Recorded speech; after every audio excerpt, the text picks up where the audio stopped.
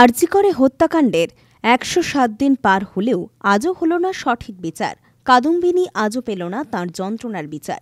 প্রথম থেকেই আরজি কর নিয়ে যেভাবে আন্দোলন কেঁপে উঠেছিল গোটা বিশ্ব, আজ পর্যন্ত কিন্তু সেই আন্দোলন থেমে নেই। নাগরিক সমাজ আজও ভোলেনি তাঁকে। ১০৭ দিন বাদে এটাই বলবো যে আজকে পাঁশকুড়াতে যে নাগরিক সমাজ যে প্রতিবাদী কনভেনশনের আয়োজন করেছেন, ১০৭ দিন বাদেও যে আজকে প্রতিবাদ হচ্ছে, এটাই কিন্তু আমাদের কাছে অত্যন্ত আশা জাগাচ্ছে। এবং এখানে কনভেনশনে যেভাবে একেবারে তরুণ সমাজ থেকে মানে বয়স্ক মানুষেরা উপস্থিত হয়েছেন, এটা দেখে আমরা আশান্বিত। এবং যেভাবে এখানে আন্দোলনকে ছড়িয়ে দেওয়ার তারা আহ্বান জানিয়েছেন, তাদের একেবারে তৃণমূল স্তর নিচু পর্যন্ত, তাতে কিন্তু আমরা ডাক্তার হিসেবে আমরা কিন্তু আশান্বিত যে অভয়ার মতো এই ঘটনা সারা সমাজের বুকে আজকে যেরকম একটার পর একটা ঘটে চলেছে, তার বিরুদ্ধে কিন্তু মানুষ রুখে দাঁড়াবে। ফলে ন্যায় বিচারের দাবিতে এই আন্দোলন কিন্তু চলবে, এর কিন্তু সমাপ্তি হয়নি। অবশ্যই সমানতালে আন্দোলন চলছে এবং আমরা সিনিয়র ডাক্তারের পক্ষ থেকে, বিশেষ করে মেডিকেল সার্ভিস সেন্টারের পক্ষ থেকে আমরা কিন্তু সারা দেশ জুড়েই কিন্তু ডাক্তারদের ঐক্যবদ্ধ করেছি।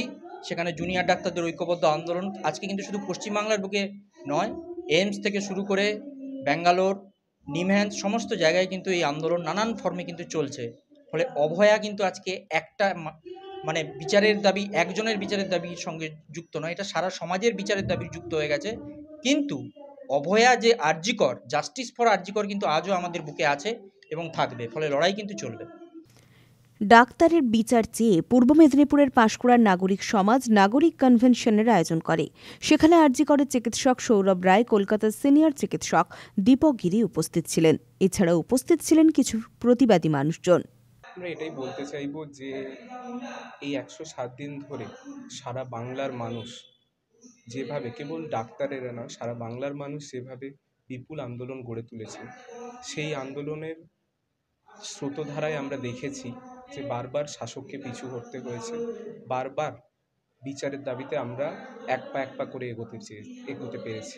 কিন্তু এত সত্ত্বেও বিভিন্ন ক্ষেত্রে তাদের মধ্যে যে ঔদ্ধত্য দেখা গেছে, যে ঔদ্ধত্যের কারণে তারা বারবার চেয়েছেন উঁচু উঁচু ক্ষমতা সম্পন্ন যে সমস্ত মানুষেরা এই ঘটনার সঙ্গে প্রত্যক্ষ বা পরোক্ষভাবে জড়িত, তাদেরকে বাঁচানোর চেষ্টা করতে, যে কুচেষ্টার ফলে এখনো পর্যন্ত এই এত ভয়ঙ্কর একটা ঘটনা ঘটে যাওয়ার ১০৭ দিন পরেও আমাদের দিদি ন্যায় বিচার পেল না। সেই তাদের যে চক্রান্ত, তাদের যে অসৎ উদ্দেশ্য, তা সফল হবে না। এই বাংলার মানুষ, এই ভারতের মানুষ গণ আন্দোলনের মধ্যে থেকেই আমাদের দিদির ন্যায় বিচার ছিনিয়ে আনবেন, এটা আমরা বিশ্বাস করি। আমরা বারবার মনে করি আমাদের এই যে জুনিয়র ডাক্তারদের নেতৃত্বে যে আন্দোলন শুরু হয়েছিল, যেটা পরে সারা বাংলায় ছড়িয়ে পড়েছে, সেখানে দাঁড়িয়ে প্রত্যেকটা জায়গায় যেন সেই অঞ্চলের নিজস্ব যে দাবিগুলো রয়েছে, সেই অঞ্চলের নিজস্ব যে সমস্যাগুলো রয়েছে, সেই সমস্ত সমস্যা নিয়ে সেই অঞ্চলের সাধারণ মানুষ নাগরিক কমিটি গড়ে তোলার মাধ্যমে যেন সেগুলোকে সমাধানের জন্য সম্পূর্ণরূপে সচেষ্ট হন। এটাই আমরা বারবার চেয়ে এসেছি, কারণ আমরা মনে করি যে ঘটনা আমাদের দিদির সঙ্গে ঘটেছে সেটা একটা আইসোলেটেড ঘটনা নয়।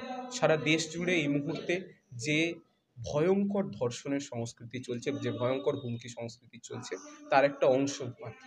এবং যতক্ষণ না আমরা এই সমস্ত অত্যাচারের বিরুদ্ধে এক হয়ে গলা তুলতে পারবো, ততক্ষণ কোনোদিন এই সমাজের বুকে ন্যায় বিচার পাওয়া সম্ভব নয়।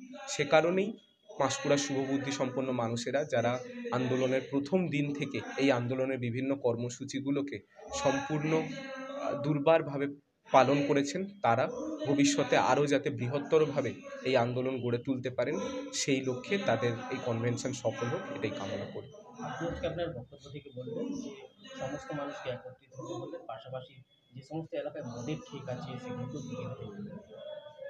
হ্যাঁ, আমরা মনে করি যে এই মুহূর্তে দাঁড়িয়ে আজকে সমাজের বুকে যেখানে একটা ৮ বছর বাচ্চা, একটা ৮ বছরের বাচ্চাকে ধর্ষিত হতে হচ্ছে, একটা ৯০ বছরের বৃদ্ধাকে ধর্ষিত হতে হচ্ছে, সেখানে দাঁড়িয়ে আজকে যখন আমরা একই সঙ্গে দেখতে পাচ্ছি আবার যারা ক্ষমতায় রয়েছেন তারা এই সমাজের বুকে যেগুলো অপসংস্কৃতি, তারা কিভাবে পাড়ায় পাড়ায় মদের দোকান খুলতে সাহায্য করছেন, তারা কিভাবে বেআইনি মদের দোকানগুলোর বিরুদ্ধে ব্যবস্থা নিচ্ছে না, বরং যারা তার বিরুদ্ধে ব্যবস্থা নিতে যাচ্ছেন তাদেরকে পর্যন্ত গ্রেপ্তার করছেন, কিভাবে বাচ্চা বাচ্চা ছেলে মেয়েদের হাতে বিভিন্ন ধরনের অপসংস্কৃতির ভিডিও, বিভিন্ন ধরনের অপসংস্কৃতির লিটারেচার পৌঁছে যাচ্ছে। সেই কারণে আমরা মনে করি যতক্ষণ না পর্যন্ত এই সমস্ত কিছুর বিরুদ্ধে, যেমনভাবে আরজিকর আন্দোলন আমাদের শিক্ষা দিয়েছে যে মানুষ ঐক্যবদ্ধভাবে যদি গর্জে ওঠে, তাহলে যত ধরনেরই অপসংস্কৃতি থাকুক, যত ধরনের দুর্বৃত্তায়ন থাকুক, তার বিরুদ্ধে মানুষ আন্দোলনের মাধ্যমেই জয় ছিনিয়ে আনতে পারে। সেরকমই আমরা বিশ্বাস করি। এভাবেই মানুষ ঐক্যবদ্ধ হয়ে তাদের নিজেদের অঞ্চলে যে সমস্ত সমস্যা রয়েছে, যেখান থেকে একের পর এক অভয়া তৈরির কারখানা এই বাংলার প্রত্যেকটি কোণায়, দেশের প্রত্যেকটি কোণায় গড়ে উঠছে, সেই সমস্ত কিছুর বিরুদ্ধে তাদেরকেই সচেতন হয়ে ব্যবস্থা নিতে হবে। তা না হলে কখনো শাসকের এই স্বেচ্ছা ঘুম ভাঙবে না। পুলক বেরার রিপোর্ট, খবর BCBS।